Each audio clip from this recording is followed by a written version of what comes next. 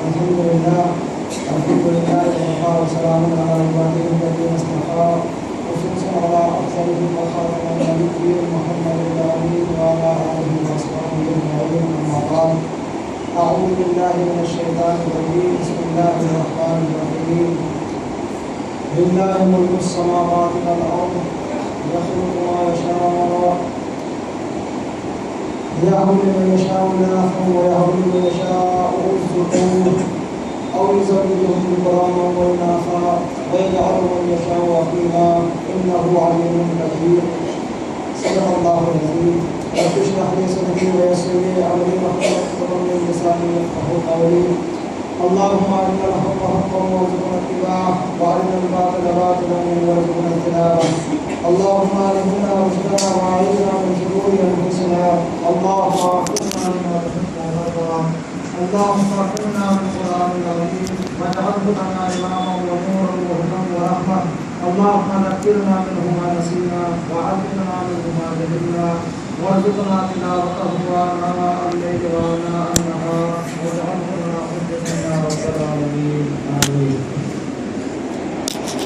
تمام قسم کی حمد و ثنا کبریائی اور بڑائی اللہ وحدہ لا شریک کے لیے قائم و دیوا ہے جس نے ساری کائنات میں بنا فرمایا. درود اور سلام کے پیش بہا نظر آنے محمد رسول اللہ صلی اللہ علیہ وسلم پر جو ساری کائنات کے لیے ہدایت بنا کر کے بھیجے گئے. معزز حاضرین، بزرگوں، دوستوں اور بھائیوں، گزشتہ اگرچہ ہم نے سورۃ العصر کا جو ہے مطالعہ شروع کیا تھا، لیکن کیونکہ وقت کی قلت میں اور میرا ایک سفر بھی ہے، میں سفر پہ بھی جانا ہے مجھے، اور ایسا موضوع کہ جو قرآن سے زیادہ مناسبت رکھتا ہو اور بالخصوص انسانی ہدایات اور انسانی رہنمائی پر جو زیادہ مشتمل ہوتا ہے، تو اس کے سلسلے میں بہت زیادہ کلام کرنا پڑتا ہے، بہت زیادہ گفتگو کرنی پڑتی ہے. اس لیے میں مناسب سمجھا کہ اللہ کا توفیق دے گا کہ سفر کے واپسی کے بعد انشاءاللہ اس کو شروع کریں گے. فی الفور میں رات میں تو یہ سمجھتا رہا کہ اپنے بھائیوں کو کل کی گفتگو میں، کل کے خطبہ جمعہ میں کیا ہدایت دوں، تو اللہ تعالیٰ کی توفیق سے ایک بات میرے ذہن میں آئی اور سمجھیے کہ وہ بڑی اہم ہے. شاید اس سے پہلے آپ نے کبھی نہ سنی ہو سکتا ہے بعض نے سنی ہو، اور جہاں تک میرا خیال ہے اس موضوع پر مجھے کوئی کتاب بھی نہیں ملی، اور اس موضوع کے متعلق کسی بھی محدث یا کسی بھی مفسر نے کوئی کلام بھی زیادہ نہیں کیا، یا مستقل کوئی ایک موضوع بنا کر اس موضوع کے مطابق جو بھی احادیث ہو سکتی ہیں یا قرآن کی آیات ہو سکتی ہیں اس تعلق سے بھی کوئی زیادہ گفتگو یا اسی طریقے سے کوئی اس طرح کا مستقل کتاب یا کوئی مستقل کوئی رسالہ یا مستقل کوئی ایک تخلیقی خطبات کچھ اس طرح کا نہیں ملا مجھے. تو میں سمجھا کہ کچھ ایسی نئی ہدایت اپنے دوستوں کو کروں، اپنے بھائیوں کو کروں کہ جو انشاءاللہ ہم سب کے لیے نافع ہو، سب کے لیے مفید ہو. ہمارے یہاں ایک بہت برا نظریہ ہے جو اسلام کے مزاج کے خلاف ہے. اسلام میں وہ نظریہ گمراہ کن نظریہ ہے، اور سمجھیے کہ بعض مرتبہ ایمان کا بھی خطرہ ہے. ایسا نظریہ رکھنے والا آدمی ہو سکتا ہے کہ شاید اس کا ایمان بھی ختم ہو جائے، ایمان بھی چلا جائے. اتنا ڈینجر مسئلہ ہے. اب ظاہر سی بات ہے کہ جو نظریہ ہمارا ایمان لے لے اس نظریے کے بارے میں ہمیں جاننا چاہیے، پتہ چلنا چاہیے کہ وہ کیا چیز ہے. اور وہ میرے خیال سے عام بیماری ہے اس معاشرے میں، آج کے معاشرے میں یہ بیماری عام ہے اور بہت زیادہ ہے، بہت بے انتہا ہے. اس قدر ہے. علامہ والحفیظ بہت تھوڑے بندے ہیں جو اس نظریے سے بچے ہوئے ہیں، ورنہ کثیر تعداد افراد کی لوگوں کی اس نظریے میں پھنس کر کے ہر آدمی کو یہ عقیدہ بنائے ہوئے ہیں، یہاں تک کہ اس کے لیے، اس کو حاصل کرنے کے لیے نہ ہی کوئی درگاہ چھوڑی جاتی ہے، نہ ہی جناب عالی تعویذ و گھنٹوں بند کیے جاتے ہیں، اور نہ ہی ڈاکٹروں کی دوائی رکتی ہے. تو بہرحال یہ ساری چیزیں جاری رہتی ہیں اور یہ سارے کام ہوتے ہیں صرف اس مقصد کو حاصل کرنے کے لیے. آئیے ہم دیکھیں وہ نظریہ کیا ہے. اور جیسا کہ میں نے آپ کو بتایا کہ وہ اسلام کے خلاف ہے، ہندوانہ نظریہ ہے اور کافرانہ نظریہ ہے، اور کبھی کبھی ایمان کو بھی اس سے خطرہ ہو سکتا ہے کہ اگر آدمی اس طرح کا نظریہ رکھتا ہو تو شاید ایمان کی بھی خیر بنائے. کچھ نہیں کہا جا سکتا کہ ایمان اس کے پاس باقی ہے کہ نہیں. اتنا گمراہ کن نظریہ ہے. وہ نظریہ کیا ہے؟ آئیے میں قرآن مجید کی جو آیت تلاوت کی شروع میں اس کا ترجمہ دیکھیے آپ. اللہ وحدہ لا شریک نے ارشاد فرمایا لہو ملک السماوات والارض. دیکھو زمین اور آسمان کی پیدائش اللہ ہی نے کی اور مالک اس کا اللہ ہی ہے. تو زمین اور آسمان اس کی تخلیق اللہ نے فرمائی اور اس کا مالک حقیقی کون ہے؟ اللہ وحدہ لا شریک. اس کے بعد اللہ نے فرمایا یخلق ما یشاء. اللہ جو چاہتا ہے پیدا کرتا. اللہ تعالیٰ جو چاہتا ہے پیدا کرتا ہے. ارے جو کہ زمین آسمان ہر شے کو پیدا کیا ہے, جو ہم دیکھ رہے ہیں چیزیں, ان تمام کا پیدا کرنے والا, ان تمام کا خالق اللہ وحدہ لا شریک کی ذات ہے. پھر اللہ فرماتا ہے کہ ہم جس کو چاہتے ہیں پیدا کر دیتے ہیں, جو چاہتے ہیں پیدا کرتے ہیں. ہماری مرضی, ہم جس کو چاہے پیدا کریں, جس کو چاہے نہ کریں. تو اللہ تعالیٰ جس کو چاہتا ہے, جو شے چاہتا ہے پیدا کر دیتا ہے. اس کے بعد اللہ نے فرمایا یَهَبُ لِمَن یَشَاءُ إِنَاثًا. اللہ فرماتے ہیں کہ پھر ہم جب پیدا کرتے ہیں تو ہماری پیدائش مختلف ہو جاتی ہیں. کبھی ہم پیدا کر دیتے ہیں لڑکی ہی لڑکیاں, وَيَهَبُ لِمَن يَشَاءُ الذُّكُورَ. اور کبھی ہم پیدا کرتے ہیں صرف لڑکے ہی لڑکے. کبھی تو ہم لڑکے ہی لڑکیاں پیدا کرتے ہیں, بچیاں پیدا کر دیتے ہیں. کوئی ایک گھر ہے کسی کا, کوئی ایک فیملی ہے, ایک مرد ہے, ایک عورت ہے, گھر ہے, ماشاءاللہ 6 سال بیٹیاں ہو گئی, 5-6 سال میں تو بیٹیاں بیٹا ہی نہیں. اور بعض گھر آپ کو ایسے ملیں گے کہ ایک مرد ایک بیوی ہے, ماشاءاللہ 5-7 سال گزرے اور جناب یعنی بیٹے کھیل رہے ہیں 6 سال. تو ہماری مرضی ہے, ہم جہاں چاہے بیٹیاں دے دیں اور جہاں چاہے بیٹے دے دیں. اس کے بعد اللہ نے فرمایا اور کبھی ہم ایسا کرتے ہیں او یزوجہم ذکرانا و اناثا. کبھی ہم دونوں دے دیتے ہیں, بیٹا بھی دے دیتے ہیں, بیٹیاں بھی دے دیتے ہیں. بیٹا بھی ہے اور بیٹیاں بھی ہیں. اور فرمایا کبھی ایسا کرتے ہیں تو کچھ بھی نہیں دیتے, نہ بیٹا دیتے ہیں نہ بیٹی دیتے ہیں, جاؤ دونوں سے چھٹی. اب یہ ایک عقیدہ ہے کہ اللہ ہی پیدا کیا ہے آسمان اور زمین کو. پھر فرمایا اللہ جو چاہتا ہے پیدا کرتا ہے. پھر فرمایا کہ اللہ کی شان یہ ہے کہ جہاں چاہے بیٹیاں پیدا کرتا چلا جائے اور جہاں چاہے بیٹے ہی بیٹا پیدا کرتا چلا جائے. اور جب چاہے دونوں پیدا کرتے ایک ہی گھر میں, اور جب چاہے ایک ہی گھر میں یا 10 گھروں میں یا بہت سارے گھروں میں ایک بھی نہ پیدا کرے, نہ بیٹا پیدا کرے نہ بیٹی پیدا کرے. یہ اللہ کی شان. سمجھ آ گئی آپ کو بات یہ ہے جی ماشاءاللہ. یہ ہے ایک عقیدہ جو ہمیں بتلایا گیا. اب اس آیت پر ذرا غور کیجیے آپ. اللہ نے فرمایا کہ جس طریقے سے زمین اور آسمان کا پیدائش پر تمہیں کوئی دخل نہیں. جب ہم نے آسمان کو پیدا کیا, زمین کو پیدا کیا تو تمہارے مشورے سے نہیں کیا تھا. کسی نے ہمیں آ کر کے حکم نہیں دیا تھا کہ جناب یہ پیدا کرنا ہے, یہ پیدا کرنا ہے, یا یہ پہلے پیدا کرنا ہے, وہ بعد میں پیدا کرنا ہے, یا جناب 7 زمینیں نہیں 8 زمینیں پیدا کرنا ہے, 7 آسمان نہیں 15 آسمان پیدا کرنا ہے. اس طرح کا مشورہ ہمیں کسی نے نہیں دیا. تو جس طریقے سے کسی مشورے کی کوئی ضرورت نہیں ہوتی ہمیں آسمان اور زمین کے پیدا کرنے میں, اسی طریقے سے ہمیں کسی کے مشورے کی ضرورت نہیں ہے. جب ہم چاہتے ہیں بیٹا پیدا کر دیتے ہیں اور جب چاہتے ہیں بیٹیاں پیدا کر دیتے ہیں. ہمیں کسی کے مشورے کی کوئی ضرورت نہیں. اور جس کے یہاں چاہتے ہیں 4-5 دے دیتے ہیں, جس کے یہاں چاہتے ہیں 1 دیتے ہیں, جس کے یہاں چاہتے ہیں دونوں بیٹیاں ملا کے خوب سارے دے دیتے ہیں, اور جہاں چاہتے ہیں کچھ بھی نہیں دیتے, نہ بیٹا دیتے ہیں نہ بیٹی دیتے. تو جس طرح آسمان کی تخلیق میں کسی کا کوئی مداخلت نہیں, اسی طریقے سے آگے چل کے ہر شے میں اس کی پیدائش میں کسی کی کوئی مداخلت نہیں. یہ ہے بڑی اہم عقیدے کی بات.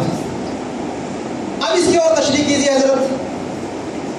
اس میں کوئی شک نہیں کہ اللہ تعالیٰ نے بعض تدبیر اختیار فرمانے کے لیے حکم دیا. کسی کے یہاں اولاد نہیں, دعا کیجیے اللہ تعالیٰ ہمیں نیک صالح اولاد عطا فرما. خوب دعا کیجیے. اور ہم دعا کرتے ہیں ایسے بھائیوں کے لیے جن بھائیوں کے یہاں اولاد نہیں, کہ اللہ تعالیٰ کو نیک اور صالح اولاد عطا فرمائے. اللہ تعالیٰ ہمیں نیک اور صالح اولاد عطا فرما. ہم دعا یہ کرتے ہیں کہ بیٹا ہی ہونا چاہیے. یہ ہے خطرناک بیماری جو ہماری امت میں آ گئی ہے. بس رات دن صبح شام دعا سارا دن ساری رات یہی رہتی ہے, اللہ تعالیٰ بیٹا دے دیجیے, اللہ بیٹا دے دیجیے. اگر پتا چلا کہ فلاں بابا کی قبر پہ چلے جاؤ گے, اگر وہاں جا کے منت مانو گے تو بیٹا ہو جائے گا, تو پھر یہ بیچارہ پیچھے وہاں بھی بابا کے یہاں جا کر کے خوب چادریں وادریں چڑھا کے خوب مرغے بکرے ذبح کر کے آئے گا بیچارہ. کیوں بیٹا لینا ہے بھائی؟ یہ اتنا گمراہ کن عقیدہ ہے, اتنا برا نظریہ ہے, اتنا برا نظریہ ہے کہ ایمان بھی انسان کا ختم ہو جاتا ہے, ایمان بھی چلا جاتا ہے. اس لیے کبھی بھی پیدائش پر یہ کبھی نہیں ہونا چاہیے کہ جناب یہی ہو یا یہی. ہاں بس نیک صالح اولاد. کیا حکم ہے کہ جب بھی بچہ پیدا ہو یا بچی پیدا ہو, جو بھی پیدا ہونے والا ہو اور ابھی پیدا نہ ہوا ہو, ہونے والا ہو, تو ہمیشہ خیر کی دعا کریں. اللہ تعالیٰ ہمارے گھر میں جو بھی اولاد کو عطا فرمائے ہم نہ کو. بس یہ ہے کہ اللہ تو نیک صالح اولاد عطا فرما, نیک اور صالح اولاد عطا فرما. بس اس کے علاوہ کوئی بھی آپ جو ہے دعائیں نہ کریں, بس یہی دعا کرنی چاہیے. لیکن بیماری یہ پکڑی ہوئی ہے کہ صرف بیٹے کی دعا ہوتی ہے, بیٹیوں کی دعا نہیں ہوتی. اور اگر کسی کے یہاں کو فرض محال بیٹی پیدا ہو جائے تو اس کے چہرے میں 12 بج جاتے ہیں کہ نہیں, اس کے چہرے میں 12:30 یا 11:45 بجتے ہیں. اب وہ جناب جب چلتا ہے تو سوچ سوچ کے چلتا ہے, اور جناب جب بیٹھتا ہے تو عجیب ہوتا ہے, بھوک آدھی ہو جاتی ہے, کئی دن تک کھانا بھی نہیں کھاتا. میں سب کی بات نہیں کر رہا ہوں, بہت سارے لوگ ہیں اس طرح کے. اب ذرا قرآن پر آپ غور فرمائیں. قرآن میں فرمایا کہ ایک تو یہ بہت برا عقیدہ ہے, بہت برا عقیدہ ہے, اتنا گمراہ کن عقیدہ کہ اللہ تعالیٰ اس کی وجہ سے تمہارے سارے اعمال کو سلب کر دے گا, اور اگر اسی عالم میں موت آ گئی تو کفر پر مرو گے. اتنا برا معاملہ ہے. اچھا دوسری بات دیکھیں آپ, دوسری طرف توجہ فرمائیں. اللہ نے فرمایا یَهَبُ لِمَن يَشَاءُ إِنَاثًا وَيَهَبُ لِمَن يَشَاءُ الذُّكُورَ. اللہ نے فرمایا ہم جو ہے پیدا کرتے ہیں جس کے یہاں چاہتے ہیں بیٹیوں کو, پھر بیٹوں کو. پہلے بیٹی اور پھر بیٹے. تمام مفسرین اس آیت کی تفسیر میں ایک نقطہ بیان کرتے ہیں, کہتے ہیں کہ ہر حکم پڑھیے آپ قرآن کا شروع سے لے کے آخر تک, نماز کے بارے میں, روزے کے بارے میں, زکوٰۃ کے بارے میں, حج کے بارے میں, کسی اور کے بارے میں, کام کرنے کے بارے میں, وراثت بانٹنے کے بارے میں, حکومت کرنے کے بارے میں, جس بارے میں بھی قرآن کی آپ آیت پڑھیں گے, اس قرآن میں سب سے پہلے ذکر جو ہے مردوں کا ملے گا, عورتوں کا نہیں ملے گا. بعد میں عورتوں کا ذکر ملے گا, لیکن پیدائش میں اللہ نے پہلے ذکر عورتوں کا کیا, بعد میں مردوں کا کیا. اس کے کیا معنی؟ اس کے معنی یہ ہوئے کہ اللہ تعالیٰ کو زیادہ پسند اور زیادہ محبوب وہ شے جو ہے وہ کیا ہے, عورت. اللہ نے فرمایا کہ ہم نے پہلے اس لیے اس کو رکھا ہے, پیدائش کا ذکر ہم نے اس کی پہلے اس لیے کیا ہے کہ ہمارے نزدیک یہ زیادہ بہتر ہے, اچھی چیز ہے, اس لیے ہم نے اس کو پہلے ذکر کیا. یہ محدثین بہرحال بیان کرتے ہیں. اس کے بعد قرآن مجید کی ایک آیت اور دیکھ لیتے ہیں. اللہ نے فرمایا المال والبنون زینۃ الحیات الدنیا والباقیات الصالحات خیر عند ربہم عملا. اللہ نے فرمایا کہ المال والبنون, بیٹے اور مال, یہ جو تمہارے پاس مال ہے نا, مال جو تم جمع کرتے ہو, یہ مال, اور جناب بیٹے, مال اور بیٹے دنیا کی زینت ہیں. مال اور بیٹے کیا ہیں؟ دنیا کی زینت ہے, دنیا کی زینت. والباقیات الصالحات خیر عند ربہم, لیکن اللہ کے پاس زیادہ بہتر چیز تمہاری طرف سے جمع ہونے والا خیر جو اللہ کے پاس ہے وہ کچھ اور ہے. اب وہ کچھ اور کیا ہے اس کے بارے میں کوئی ذکر نہیں ہے. حضرت عبید رحمت اللہ علیہ بہت بڑے تابعی ہیں, مفسر قرآن, اور اتنا علم اللہ نے عبید کو عطا فرمایا, اتنا علم عطا فرمایا کہ حضرت عبداللہ ابن عمر رضی اللہ تعالیٰ عنہ جیسے صحابی ان سے تفسیر کا علم حاصل کرتے تھے. عبداللہ ابن عمر جیسا آدمی, کتنے بڑے صحابی عبداللہ ابن عمر, بیرسٹر حدیث, جن کا ماشاءاللہ جن کو بحر العلوم کہا جاتا ہے دنیا کے اندر, اتنی بڑی شخصیت, اور سینکڑوں صحابہ. جب عبید رحمت اللہ علیہ تابعی تفسیر بیان کرتے قرآن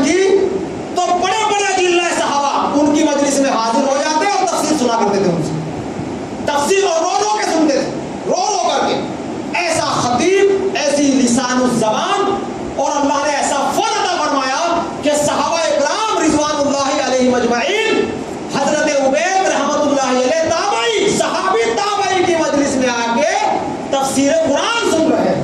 اللہ اکبر. کیسا زمانہ.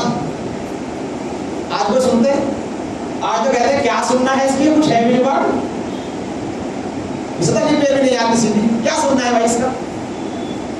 اور پھر میں سنوں اس کا, یہ تو چھوٹا آدمی ہے, میں بہت بڑا آدمی ہوں, میرا اس کا کیا موازنہ, میرا اس کا کیا مقابلہ. بہرحال وہ اپنی تفسیر میں لکھتے ہیں, اپنی تفسیر میں فرماتے ہیں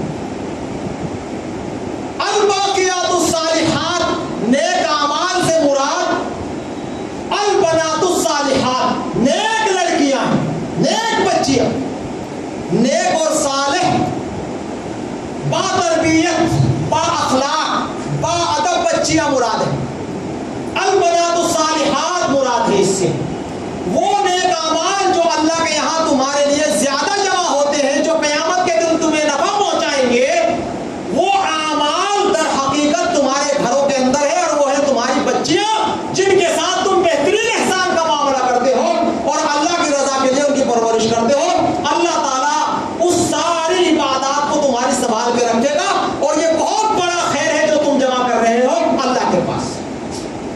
اب پورے قرآن میں دیکھیے آپ, سورہ فاتحہ سے لے کے سورہ ناس تک کہیں بھی اللہ تعالیٰ نے یہ حکم جو ہے بیٹوں کے بارے میں ارشاد نہیں فرمایا, صرف بیٹیوں کے بارے میں یہ بات کہی گئی. تو کتنا بڑا مقام ہے بیٹیوں کا, کتنا بڑا مقام. اور میاں اب ذرا چلیں دربار رسالت جناب محمد رسول اللہ صلی اللہ علیہ وسلم کے دربار میں, آپ سے پوچھتے ہیں کہ جناب آپ بھی ارشاد فرمائے بیٹیوں کے تعلق سے کہ آپ کیا فرماتے ہیں. تو آپ علیہ السلام کی بہت ساری احادیث میری نظروں سے گزری, اور میرے ذہن میں بہت ساری احادیث آتی رہی. طویل موضوع ہے, 2-3 گھنٹہ گفتگو کرے تو شاید کچھ بات حل ہو, لیکن چونکہ جمعہ کا خطبہ ہے اس لیے 2-4 باتوں میں وہ ہے اپنا عقیدہ سیدھا کر کے اپنی اصلاح کر کے بات کو ختم کر دینا چاہیے. زیادہ طویل گفتگو کی ہمیں ضرورت نہیں ہے, کیونکہ ماشاءاللہ سب پڑھے لکھے لوگ ہیں, سب بھائی اچھے خاصے جو ہیں علم پر عبور رکھتے ہیں, علم اچھا خاصا آپ کو آتا ہے. بہرحال جو موٹی موٹی ہدایات ہیں جو آپ کے لیے کام آئیں گے انشاءاللہ وہ بتلا دیتا ہوں. حضرت امام احمد رحمت اللہ علیہ اپنی مسند میں ایک حدیث روایت کرتے ہیں. عقبہ ابن عامر رضی اللہ تعالیٰ عنہ اس حدیث کے راوی ہیں, کہتے ہیں قال رسول اللہ صلی اللہ علیہ وسلم لا تکرہوا البنات فإنہن المحبسات الغالیات رواه مسلم. فرماتے ہیں محمد رسول اللہ صلی اللہ علیہ وسلم نے ارشاد فرمایا لوگوں بیٹیوں کو ناپسند نہ کرو. لا تکرہوا البنات, اپنی بیٹیوں کو ناپسند مت کرنا, اپنی بیٹیوں کو ناپسند مت کرنا. کہ جناب بیٹی کی پیدائش کا ذکر سنے تو چہرے پر 12 بج جائیں, ایسا نہیں ہونا چاہیے. بیٹیوں کو ناپسند نہ کرو, بیٹیوں کے بارے میں کوئی برا خیال, غلط تصور کہ آئے گی 6 لاکھ کہاں سے لائیں گے, جوڑے گھوڑے کہاں سے لائیں گے اس کے لیے, ہم تو جیتے جی مر جائیں گے, یہ پیدا ہو گئی تو کیا مصیبت آ جائے گی, پاٹ ٹوٹ جائے گا. بھائی یہ سارے مسائل اس وجہ سے تم اس کو بچی کو ناپسند نہ کرو. فإنہن المحبسات, آقا علیہ السلام نے فرمایا اس لیے کہ تمہاری بیٹیاں اتنی بڑی شے ہیں کہ بہت محبت کرتی ہیں اپنے پیرنٹس سے, اپنے ماں باپ سے. اتنی محبت کرتی ہیں بچیاں اپنے اور اپنے باپ سے, اتنی محبت کرتی ہیں, اتنی محبت کرتی ہیں, اللہ اکبر, کہ نبی علیہ السلام نے فرمایا فإنہن المحبسات, بے انتہا محبت کرنے والی اے لوگوں اگر تم سے کوئی ہے تو تمہاری بیٹیاں ہیں. بیٹا تو اس لیے محبت کرتا ہے کہ بڈھے کی ساری پراپرٹی میرے ہاتھ لگے گی. بیٹا تو اس لیے تمہیں مانتا ہے کہ اگر میں دکان پر نہیں جاؤں گا, ابا کا ساتھ نہیں دوں گا تو مجھے گھر سے نکال دے گا. تو ڈر کے یا لالچ میں پتہ نہیں کن کن چیزوں سے یہ سوچتا رہتا ہے اور بوڑھے کے پیچھے رہتا. لیکن بیٹی اللہ اکبر, کوئی لالچ نہیں, کوئی غرض نہیں, بالکل بے لوث بے لالچ کی محبت بیٹیاں کرتی ہیں اپنے والدین سے. اور یہ بات آج 100% ہر آدمی سچی سمجھ سکتا ہے مثال کے ذریعے سے. آج بیٹی چاہے کتنی ہی اس کی عمر ہو جائے, ہماری بیٹی چاہے نانی بن جائے, دادی بن جائے, لیکن جب آپ اس کو بلائیں گے, آواز دیں گے تو ایسا جواب دے گی جیسے 7 سال کی بچی. اس طرح سے آئے جھانک کے اس طریقے سے بولے گی, اس طریقے سے گفتگو کرے گی جیسے 7 سال کی بچی جو ہے جناب آواز پر لبے کہتی ہو, اس طرح سے نانی بن گئی, دادی بن گئی. لیکن اللہ اکبر, اتنی محبت کہ اگر ماں یا باپ آواز دے تو اس طرح سے سوال کا جواب دیتی ہے جیسے 7 سال کی بچی دیتی. اور دوسری بات, بے لالچ کا معاملہ دیکھیں آپ کہ اس گھر کو چھوڑے ہوئے 50 سال ہو گئے, 50 سال اس گھر کو چھوڑے ہوئے, اس گھر سے آئے ہوئے, پیہر سے آئے ہوئے, والدین کے گھر سے آئے ہوئے, آج بچی کو تقریباً 50 سال گزر گئے ہیں, دادی اور نانی بن چکی ہے. لیکن جب کبھی کوئی معاملہ آتا ہے, کچھ بات آتی ہے تو فوراً کہتی ہے کہ ہمارے گھر میں تو ایسا ہوتا تھا.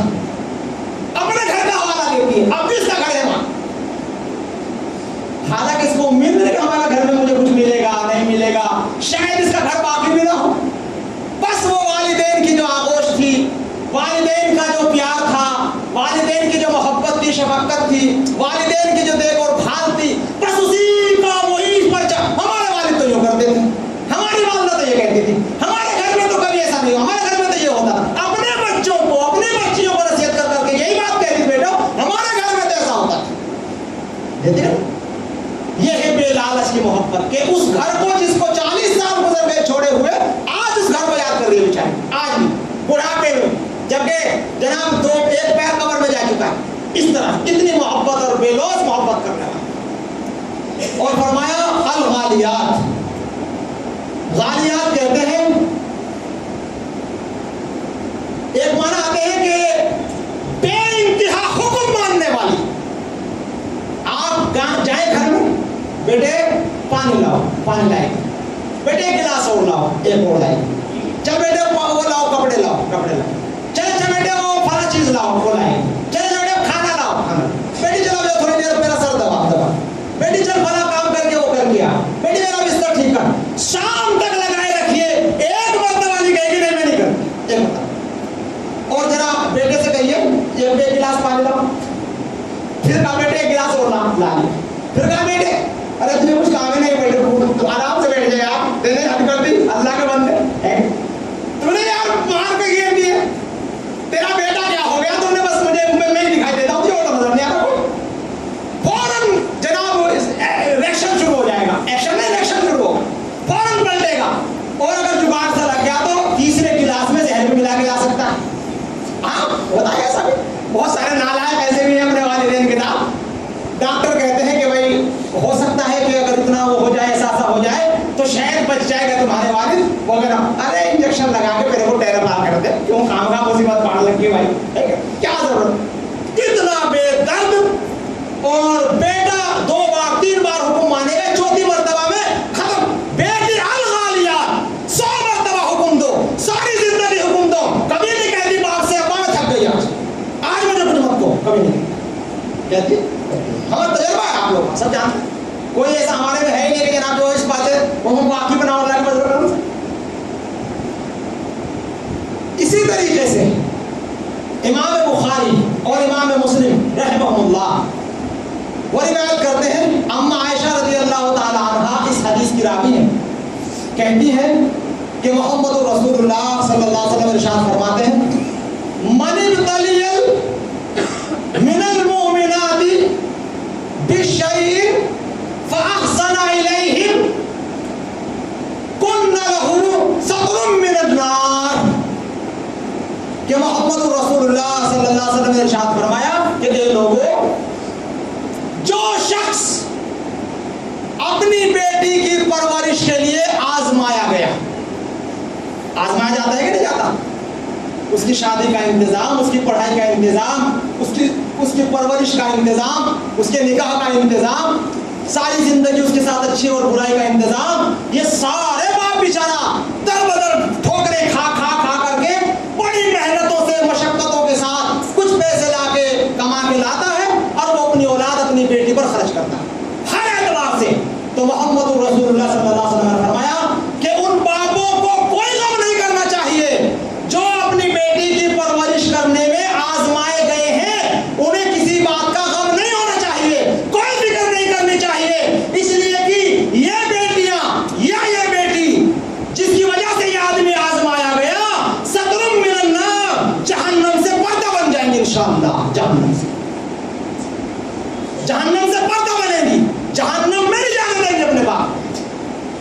पर्दा बन जाएगा।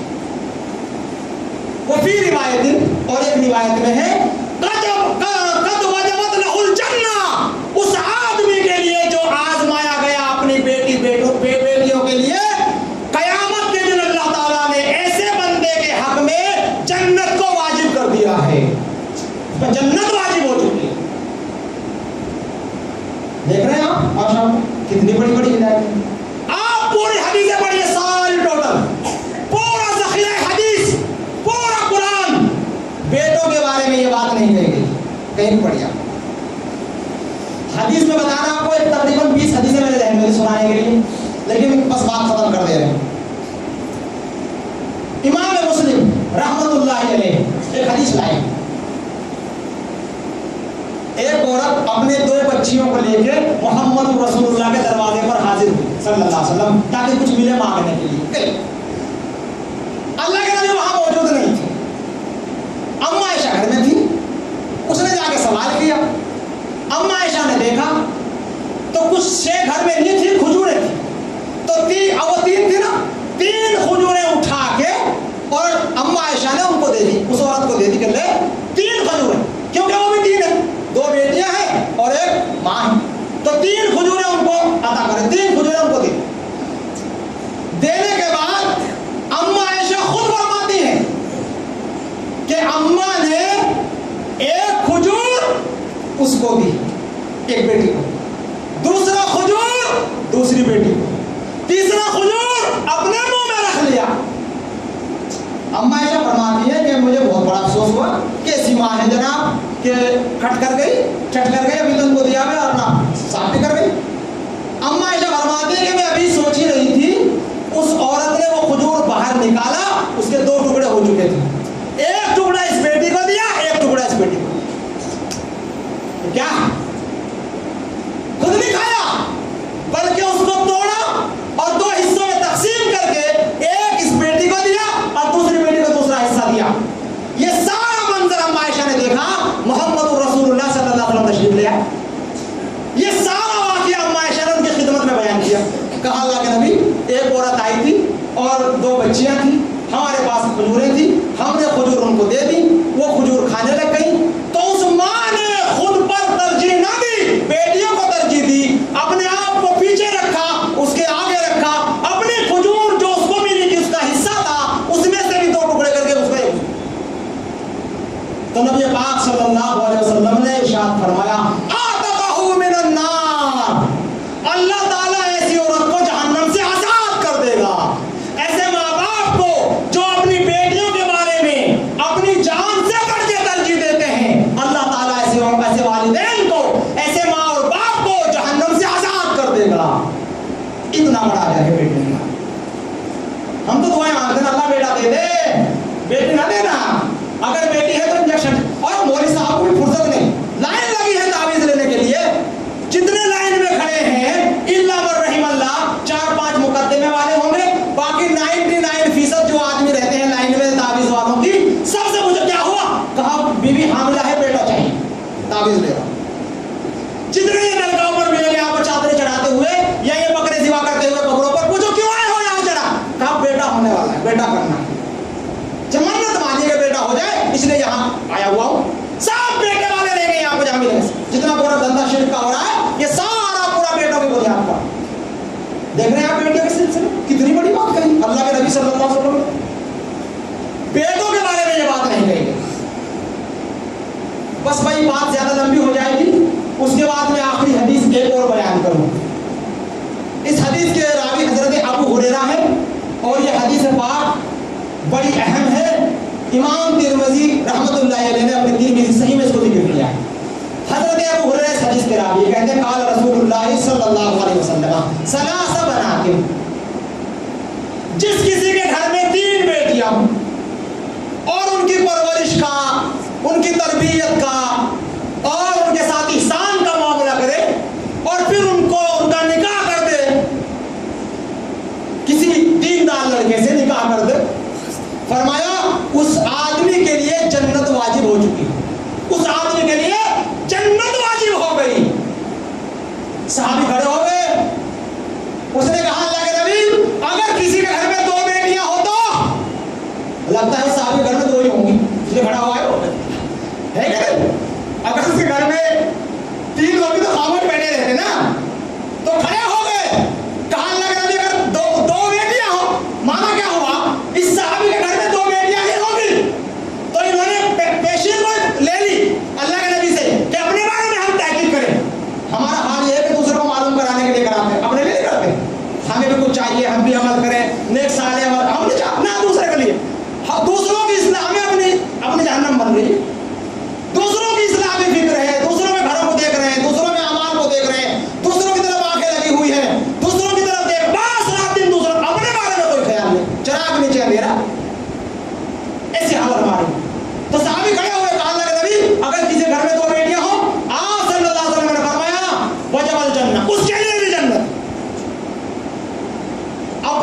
ختم ہو جاتی ہے. یہی حدیث امام طبرانی بالکل یہی حدیث وہاں لائے ہیں. یہاں حدیث انکمپلیٹ ہے. ایک صحابی اور کھڑے ہوئے اور اس صحابی کے گھر میں ایک ہی بیٹی تھی. اس نے کہا اللہ کے نبی اگر کسی کے گھر میں ایک ہی بیٹی ہو, کہا ایک پر بھی جنت ہے, ایک پر بھی جنت ہے. اب کوئی بات بچی باقی؟ اللہ بیٹی کی پرورش پر جنت کی بشارت دے رہے ہیں.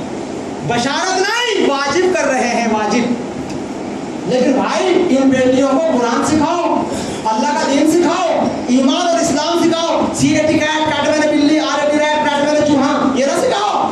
اس پر نہیں ہے, اس پر ہے جو محمد رسول اللہ کا دین ہے صلی اللہ علیہ وسلم. یہ نہیں, اخلاق سکھاؤ, کردار سکھاؤ, ایمان سکھاؤ, اسلام سکھاؤ, نماز سکھاؤ, پردہ سکھاؤ. یہ چیزیں سکھانے کے بچوں یہ سکھاؤ جب تک کہ وہ دوسرے گھر جائیں. اس سے پہلے یہ چیزیں سکھا کے نہیں. ایک حدیث یار اور ذہن میں آ گئی, چلو اسے آخری بنا لیتے ہیں. بڑی اچھی حدیث ہے, بڑی پیاری ہے. محمد رسول اللہ صلی اللہ علیہ وسلم امام ابن حبان وہ روایت کرتے ہیں کہ نبی پاک صلی اللہ علیہ وسلم اپنی بیٹی فاطمہ کے ساتھ کیا معاملہ کرتے تھے. انہوں نے ایک حدیث روایت کی ہے اور اس ایک حدیث میں 5 باتیں بتائی گئی. 5 باتیں فاطمہ کے ساتھ جو معاملہ ہوتا تھا اس سلسلے میں 5 باتیں بتائی گئی. فرماتے ہیں ام عائشہ اس حدیث کے راوی ہیں, کہتی ہیں کہ جب فاطمہ الزہرا رضی اللہ تعالیٰ عنہا نبی پاک صلی اللہ علیہ وسلم کے گھر میں آتی اور آپ صلی اللہ علیہ وسلم گھر میں موجود ہوتے تو 5 کام کرتے تھے اپنی بیٹی کے ساتھ, 5 معاملے کرتے تھے جو میں نے خود دیکھے. ام عائشہ کہتی ہے رأیت رسول اللہ صلی اللہ علیہ وسلم, میں نے خود اپنی آنکھوں سے دیکھا محمد رسول اللہ صلی اللہ علیہ وسلم کو یہ 5 کام کرتے ہوئے. اماں وہ کون کون سے کام ہیں؟ تو ارشاد فرماتی ہے پہلا کام یہ تھا کام علیہا, جیسے بیٹی داخل ہوتی گھر میں اور باپ بیٹھے ہیں تو فوراً کھڑے ہو جاتے ہیں. محمد رسول اللہ وہ یارو جس کی مجلس فرشتوں کی مجلس رہتی ہے, جو ساری کائنات کا سردار ہے, اتنی بڑی شخصیت جناب محمد رسول اللہ. فاطمہ گھر میں آتی ہے بیٹی, ام عائشہ کہتی ہے کام علیہا, فاطمہ جیسے داخل ہوتی گھر میں محمد رسول اللہ سب سے پہلے کھڑے ہو جاتے فاطمہ کے استقبال کے لیے. کتنی محبت تھی بیٹی سے اللہ کے. اور اس پر بس نہیں, دوسری بات کہتے ہیں کب بڑا فوراً آگے بڑھتے اور سب سے پہلے پیشانی پر بوسہ دے دیتے, یعنی پیشانی چوم. اور اس پر بس نہیں, فاخذ بیدہا, پھر اس کے بعد ہاتھ پکڑ کے بغل میں لگا لیتے. دیکھا ہے آپ نے کبھی کبھی اس طرح ہاتھ پکڑ کے یوں لگا لیتے ہیں اور چل پڑتے ہیں, بیٹی کی نیچے کھچی آتی رہتی ہے اور باپ آگے چلتا رہتا ہے. اس طرح سے ہاتھ پکڑ لیتے فوراً. اتنی محبت رسول اللہ کہ فوراً جب فاطمہ آتی کھڑے ہو جاتے, پھر بوسہ دیتے, پھر ہاتھ پکڑتے, ففرح الیہا, اور کہتے مرحبا یا فاطمہ, اے فاطمہ تمہارا آنا مبارک ہو. اور 5واں اللہ فرماتے ہیں اجلس فی مجلسہ, اور حضور جہاں کہیں مجلس لگا کے بیٹھتے فاطمہ کو اس مجلس میں ضرور شریک کرتے. اس گھر کے اندر جب نبی علیہ السلام کوئی مجلس رکھتے ہیں تو اس مجلس میں فاطمہ کو ضرور شامل کرتے ہیں. بیٹی 1 دن رہے, 2 دن رہے, جتنا وقت بھی گھر میں گزارتی ہے, جب بھی باپ اپنے بچوں کے ساتھ اپنی بیویوں کے ساتھ مجلس کر رہے ہیں تو حضرت فاطمہ محمد رسول اللہ صلی اللہ علیہ وسلم اپنی بیٹی فاطمہ کو اس مجلس کے اندر شریک کر رہے ہیں. ہمارے یہاں کیا ہوتا ہے, جب بیٹی سو جائے گی تو مشورہ کریں گے. بیوی کہتی ہے نکو جی سن لیتی ہے نا, سوتی نہیں, گڑا مار کر سنتی نا, معلوم نہیں تم کو, اسے ذرا رفع دفع ہونے دو, اس کے بعد بات کریں گے. پکنک کا پلان بنانا ہے, پکنک کو جانا ہے, ذرا تھوڑی تفریحات کے لیے سیر کرنے جانا ہے تو پلاننگ بنانی ہے نا. بیٹی آ گئی, ارے یہ بات کہاں سے آ گیا, اب تک تو بڑی مشکل سے خون پسینہ لگا کے بھیجا ہوں, پھر بنایا مار پھر آ گیا. استغفراللہ. اس طرح کی حرکتیں آج کے معاشرے میں بیٹی کو بوال سمجھا جاتا. تو یہ 5 کام تھے جو محمد رسول اللہ صلی اللہ علیہ وسلم اپنی بیٹی فاطمہ کے لیے کیا کرتے تھے. بیٹی ایک نعمت ہے، بیٹی ایک محبت کا سمندر ہے، بیٹی گھر کی چراغ ہے، بیٹی حضور صلی اللہ علیہ وسلم کا گھر کا سلام ہے، بیٹی زحمت نہیں رحمت ہے، بیٹی جنتی ہونے کی علامت ہے، بیٹی اسلام کا گھر ہونے کی امانت ہے، بیٹی مسلمانی کی نشانی ہے، بیٹی اللہ کے یہاں بخشوانے کا ذریعہ ہے، بیٹی جو ہے جناب عالی جہنم سے آزادی کا پروانہ ہے، بیٹی وہ شے ہے جس کے بارے میں ہمارے لیے جنت کو واجب کر دیا گیا ہے، جنت میں داخل کرانے والی ہمیں کوئی اور نہیں، ہماری بیٹی ہے، وہ اعمال جو کبھی ضائع نہیں ہوتے، وہ اعمال بیٹی ہے جو اللہ کے یہاں ہمیشہ محفوظ رہتے ہیں اور قیامت میں نکالے جائیں گے۔ یہ ساری بات بیٹی کے تعلق سے ہے۔ بہرحال میں سمجھتا ہوں کہ انشاءاللہ اب آپ توبہ کریں کہ انشاءاللہ آئندہ جو ہے اگر بیٹی پیدا ہو یا بیٹی پیدا ہمیں ضرورت نہیں، ہم تو اللہ سے یہ دعا کریں گے کہ مولا جو کچھ بھی تو ہمارے گھر میں خیر بھیجے پیدا کرے، خیر نیک صالح اولاد عطا فرما، یہ دعا کرنی چاہیے۔ نہیں بیٹا ہی ہونا، بیٹی نہ کوئی نہ ہو، کتنے اس طرح کی حرکت، یہ برا نظریہ ہے، اس نظریے سے توبہ بھائی۔ یہ آج کا سلسلہ یہ ختم ہو گیا انشاءاللہ۔ اب جو ہے سمجھیے کہ میرے لیے ایک سفر بھی ہے، میں اب اپنے گھر جا رہا ہوں، ہے نا، دلی جا رہا ہوں اپنے گھر کے لیے، اور انشاءاللہ سمجھتا ہوں کہ آج شام کو 5 بجے 5:30 بجے روانہ ہو جاؤں گا انشاءاللہ۔ پھر آپ سے انشاءاللہ ملاقات ہوگی ٹھیک 2 مہینے کے بعد، کیونکہ حج کے تعلق سے مسئلہ ہے۔ میں پہلے سے یہ بات بیان کرتا آ رہا ہوں کہ مجھے عین جو ہے سمجھیے کہ بقرہ عید کے بعد 2-2.5 مہینے گھر رہنا پڑے گا۔ میں پہلے سے یہ بات بیان کرتا آ رہا ہوں، پہلے سے میں نے یہ بات کئی مرتبہ آپ سے سمجھائی تھی، بتائی تھی، بولی تھی، کئی مرتبہ میں نے یہ بات کر۔ تو بہرحال اب وقت آ گیا ہے جناب کہ میرے والدین، میرے دوسری اور فیملیز کے لوگ، میرے بھائی اور قریبی اور رشتے دار، وہ بھی سب جا رہے ہیں حج کے لیے۔ اللہ تعالیٰ سب سے پہلے ہم دعا کریں اللہ تعالیٰ ان کے حج کو قبول فرمائے اور صحیح سلامتی کے ساتھ خیریت کے ساتھ واپس لائے۔